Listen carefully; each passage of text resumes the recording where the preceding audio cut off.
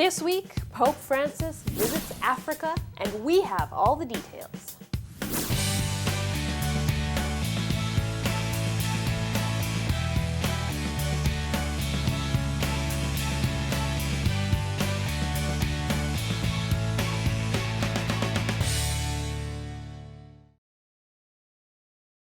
Hello and welcome to this edition of Vatican Connections. Pope Francis is traveling through Africa and we have all the details of this visit. But first, back at the Vatican, a trial has started for 5 people charged with leaking private Vatican documents and making them public. Monsignor Lucio Vallejo Balda, Francesca Sciauqui, and Nicola Maio are all on trial. The 3 of them served on the Commission of Reference for the study of the administrative and economic structures of the Vatican. Also on trial are 2 Italian journalists, Gianluigi Nuzzi and Emiliano Fittipaldi, who both wrote books based on the documents that were leaked to them. Now, the 2 journalists initially said they would not show up for the trial and said the charges are a violation of freedom of the press, but they were present in the Vatican courtroom. Now, out of the 3 defendants who served on the Vatican's Commission of Reference, only 1 is speaking out publicly. Francesca Sciauqui, a PR specialist, has been speaking out via social media, saying that she is innocent and the evidence will show it. Despite the soap opera-like events unfolding in the Vatican's courtroom, all eyes have been on Pope Francis as he prepared and set off on his first apostolic visit to Africa, where he is visiting Kenya, Uganda, and the Central African Republic. The Pope is already in Uganda, the 2nd country on this visit. Now, he left Kenya on Friday morning, but not before visiting a poor neighborhood known as Kanjemi, gathering with young people at a local stadium, and then meeting with Kenyan bishops present in Nairobi. After his arrival, he met with civic authorities and the diplomatic corps. From that meeting, Pope Francis went straight to catechists and teachers. Here's a look at this part of his voyage.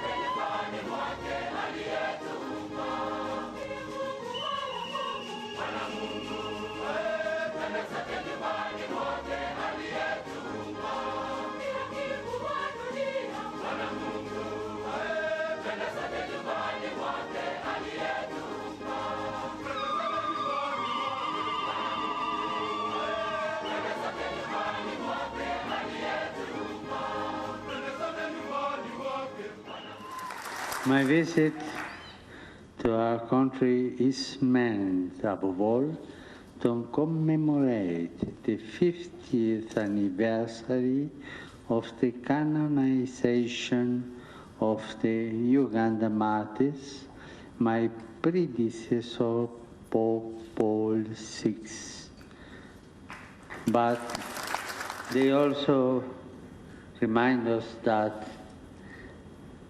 despite our different beliefs and convictions, all of us are called to seek the truth, to work for justice and reconciliation, and to respect, protect, and help one another as members of our one human family.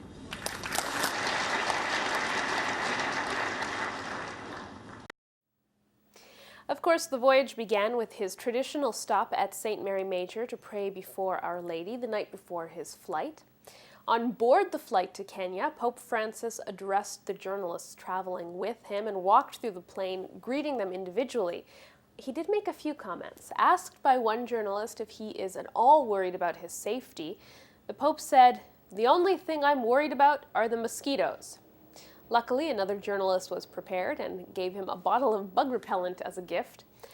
Then, while chatting with a Mexican journalist, he confirmed that he will visit 4 cities in Mexico, including Ciudad Juarez, when he visits that country next year. Arriving in Nairobi, The Pope was greeted at the airport by President Uhuru Kenyatta. He is also the son of the country's first president. The formal welcome ceremony, though, took place at State House in the capital city. CNS has more on his arrival. A clear link between the protection of nature and the building of a just and equitable social order. There can be no renewal of our relationship with nature without a renewal of humanity itself. To the extent that our societies experience divisions, whether ethnic, religious, or economic, all men and women of goodwill are called to work for reconciliation and peace, forgiveness and healing. In the work of building a sound democratic order, strengthening cohesion and integration, tolerance and respect for others, the pursuit of the common good must be a primary goal. Experience shows that violence, conflict, and terrorism feed on fear, mistrust, and despair born of poverty and frustration. Ultimately, the struggle against these enemies of peace, of prosperity, must be carried on by men and women who fearlessly believe in and bear honest witness to the great spiritual and political values which inspired the birth of the nation. After a night of rest at the Nunciatura, Pope Francis had a full day of events on Thursday, beginning with an interreligious meeting right there at the residence. Mid-morning, he celebrated Mass on the campus of the University of Nairobi. During his homily, he spoke directly to young people, appealing to them to, quote, "Let the great values of Africa's traditions, the wisdom and truth of God's word, and the generous idealism of your youth guide you in working to shape a society which is ever more just, inclusive, and respectful of human dignity. May you always be concerned for the needs of the poor and reject everything that leads to prejudice and discrimination, for these things we know are not of God." In the afternoon, the Holy Father met with religious men and women of the diocese. As he has done so many times before, Pope Francis put aside his prepared text and spoke to the gathered men and women religious off the cuff, saying what was on his mind and in his heart, saying that being a consecrated person means having been gazed upon by Christ and responding to that gaze by following him. He warned them against common traps the consecrated person can fall into and how to avoid having your soul dry up. Here's a clip from that address. Signore, vi ha scelto tutti, ci ha scelto tutti. The Lord has chosen you, He's chosen all of us. Y Él comenzó su obra el día que nos miró en el bautismo. And He began His work on the very day that we were baptized, Y el día que nos miró después, the day afterwards and beyond, cuando nos dijo, si tenés ganas, vení conmigo. when He said, "If you want to, follow me." Y bueno, ahí nos metimos en fila y empezamos el camino. So we made a queue and began the path forwards. Pero el camino lo empezó Él, But He began that way for us, no nosotros. not ourselves. En el Evangelio Leemos de uno curado que quiso seguir el camino y Jesús le dijo no. In the Gospel, we read of someone who wanted to walk the path, but the Lord said no. En el seguimiento de Jesucristo, sea en el sacerdocio, sea en la vida consagrada, Following Jesus in the priesthood or consecrated life, se entra por la puerta. you have to go through a door, La puerta es Cristo. and the door is Christ. Él llama, He calls, Él empieza, He starts, Él va haciendo el trabajo. He does the work. Hay algunos que quieren entrar por la ventana. There are some who want to go in through the window. No sirve eso. No good. Por favor, si alguno ve Please, que un compañero if some of you, o una compañera entró por la your ventana, friends, have come in through the window, abrácelo hug them y explíquele que mejor que se vaya and explain to them that it's better for them to go y que sirva a Dios en otro and lado. that they serve the Lord elsewhere. Porque nunca va a llegar a término una obra que no empezó Jesús por la puerta. Because that work which did not begin by the Lord Jesus through the door will not end well. Y esto nos tiene que llevar a una conciencia de elegidos. And this must make us aware of what it means to be called. Yo fui mirado, yo fui elegido. I was looked at, I was chosen. Me impresiona el comienzo del capítulo 16 de Ezequiel. I'm rather struck by the beginning of Ezekiel's chapter 16. Eras hijo de extranjeros, estabas recién nacido y tirado. I was son of strangers, left to one side. Yo pasé, te limpié I passed, I cleaned you, y te llevé conmigo. and I carried you. The Holy Father ended his day with a visit to the United Nations office in Nairobi, where he was greeted by the director of that UN outpost and local officials. Speaking in Spanish, he said he addressed the issue of the upcoming Paris Climate Change Conference and the Ministerial Conference of the World Trade Organization happening there. About the Paris Conference, he said it would be sad, and I dare say even catastrophic, were particular interests to prevail over the common good and lead to manipulating information in order to protect their own plans and projects. He continued, saying, this much-needed change of course cannot take place without a substantial commitment to education and training. Nothing will happen unless political and technical solutions are accompanied by a process of education which proposes new ways of living, a new culture. The Pope's trip continues through the weekend in Uganda and the Central African Republic. During his remaining time in Uganda, he will visit a Catholic and an Anglican shrine for the Ugandan martyrs, where he will also celebrate Mass. He will meet with young people in Kampala and then gather with bishops and men and women religious. On Sunday, Pope Francis is expected to travel to the Central African Republic, which is very much a war zone right now. There he will meet, if he manages to go, and all signs say he will go, he will meet with the transitional government, visit a refugee camp, celebrate Mass at the cathedral, and open a holy door in anticipation of the Jubilee Year of Mercy. Now, before flying back to Rome, he will meet with members of the Muslim community and celebrate one last Mass in public in Bangui to mark the start of Advent. And if you miss any of our broadcasts of these events, you can always read Pope Francis's homilies and talks on our blog.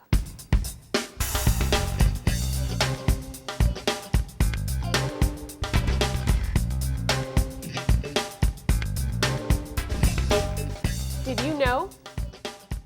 Saint Pope John Paul II made 12 trips to Africa during his pontificate.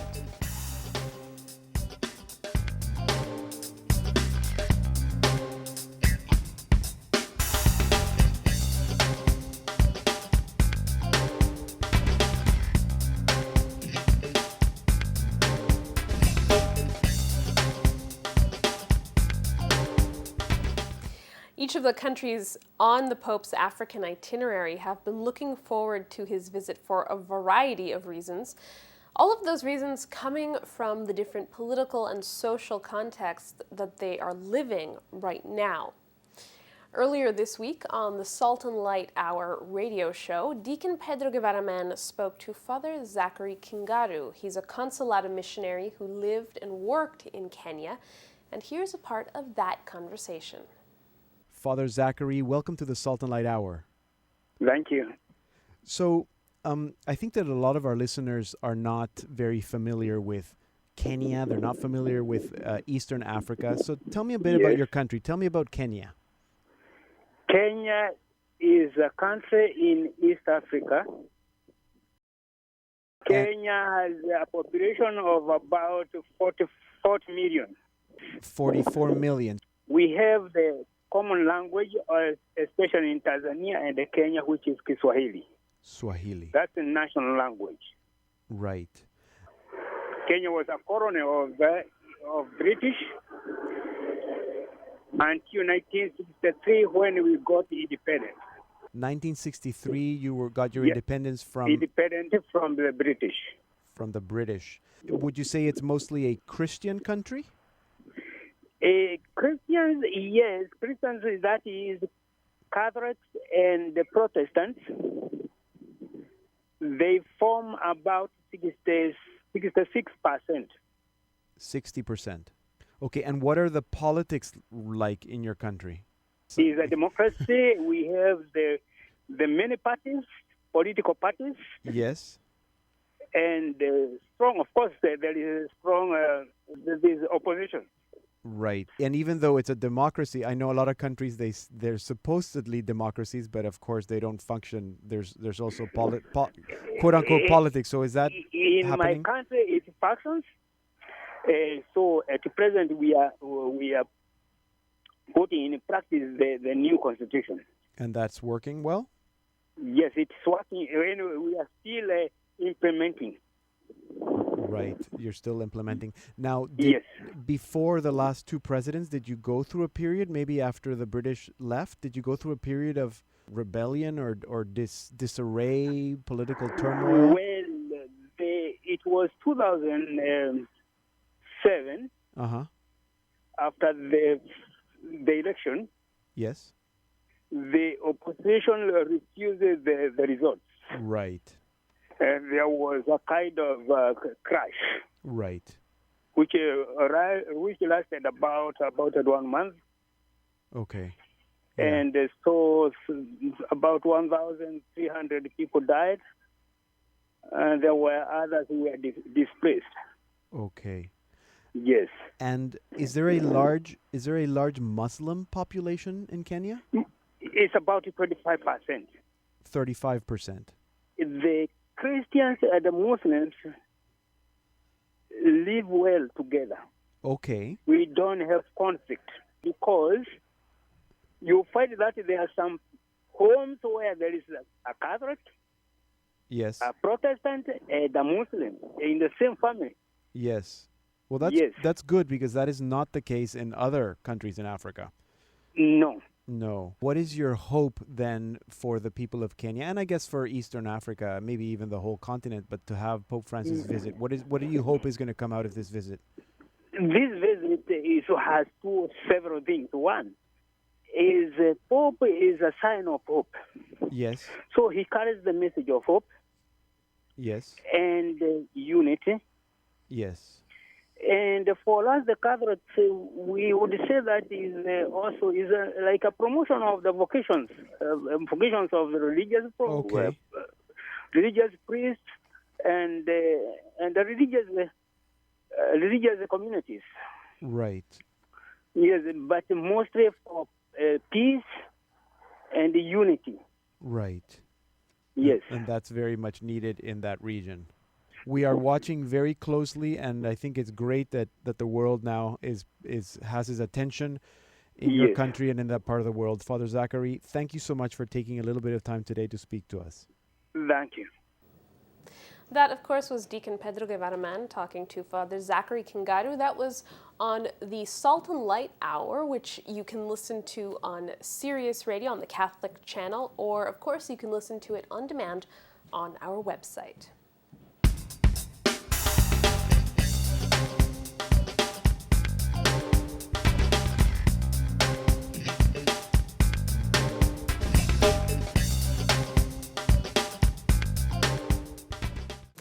Let's take a look now at what else Pope Francis did before his trip to Africa. On Saturday, the Holy Father met with educators taking part in a congress hosted by the Pontifical Council for Catholic Education.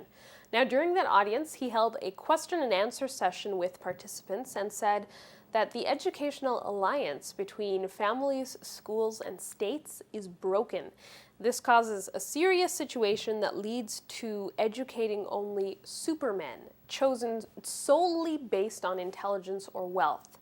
He also said educators are, quote, among the worst paid workers, which means that the state simply has no interest. If it did, things wouldn't go that way.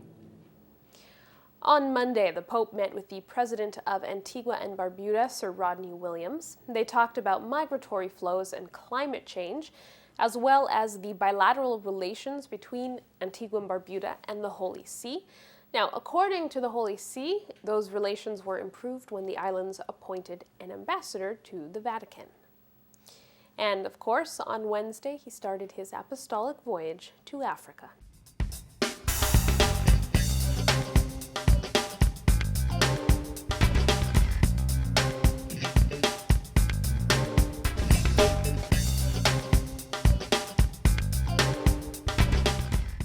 There were some resignations and nominations this week as well, so let's take a look at what they were. Pope Francis visited the Institute for Works of Religion, or the Vatican Bank, this week, and while he was there, he met with the Board of Superintendents. Now, during that meeting, he announced that he has named Gianfranco Mami as the Director General of the bank. Mami has been working there for 23 years and most recently served as Vice Director. The Anglican Ordinariate for the U.S. and Canada has a new bishop. Pope Francis appointed Monsignor Stephen Lopez to lead the Ordinariate. He is originally from Fremont, California, and he's a diocesan priest for the Archdiocese of San Francisco. Since 2005, he has been serving at the Congregation for the Doctrine of the Faith, and in 2012, he was actually named Secretary of the Interdicasteral Commission that deals with the Anglican Ordinariate. Now, he is taking over from Monsignor Jeffrey Steenson, who has led the Ordinariate since its creation. Steenson was actually a former Episcopal or Anglican bishop, and he was received into the Catholic Church in 2007. The Ordinariate serves former Anglicans who have come into communion with Rome. And Brazil got 2 new bishops and 1 resignation this week. The Bishop of Nazaré, Severino Batista de França, resigned. Now, he's only 70, but resigned due to health problems that prevent him from leading his diocese. A priest of the diocese will act as an administrator until a new bishop is named. New bishops were appointed in Campania and Paranagua because the bishops there reached the mandatory retirement age. The coadjutor bishop Pedro Cunha Cruz takes over in Campania, and Bishop Edmar Perón moves from being an auxiliary of Sao Paulo to Paranagua. Meanwhile, 2 auxiliary bishops were appointed to the Archdiocese of Westminster in England. They are Paul McAleenan and Father John Wilson.